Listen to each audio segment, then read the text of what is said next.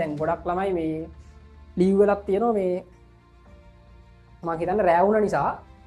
හැබැයි මේ එහෙම වෙන්න එපා. හරිද? රෑ වුණා කියලා එහෙම මේ ලීව් වෙන්න හදන්න එපා. ඒතර ඔයාලා තියෙන තව මාස 4යි නේ ළමයි. හරිද? එතකොට මේ මාස 4 මේ එක දිගට පැය 3ක් 4ක් ඉන්න බෑ කියන්නේ ඇත්තටම එතන ලොකු ප්‍රශ්නයක් තියෙනවා. හරිද? එක දෙයකට ફોකස් කරලා තමයි මේ දේ ඉවරයක් වෙනකන් කරන්න පුළුවන් වෙන්න ඕන.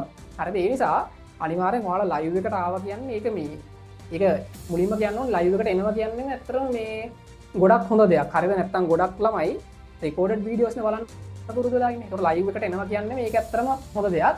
හැබැයි ළමයි ලයිව් එකට ඇවිල්ලා ඔයාලා අනිවාර්යෙන් ලයිව් එක ඉවර වෙනකම්ම ඉන්නවා නම් තමයි හොඳ. හරිද? අනිවාර්යෙන් මේ දැන් අද ඉඳිය නැතත් ඊළඟ දවස්වල හරි පුළුවන් තරම් ලයිව් එක අවසාන වෙනකන් ඉන්න බලන්න.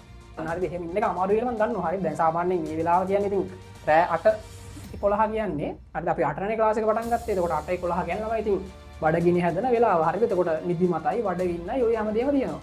ඒතර ඒක මේ ඔයාලට විතරක් නෙමෙයි. දැන් මම ඒ ලෙවල් ගෙන කාලේ ඉතින් මටත් එහෙමයි. හරිද?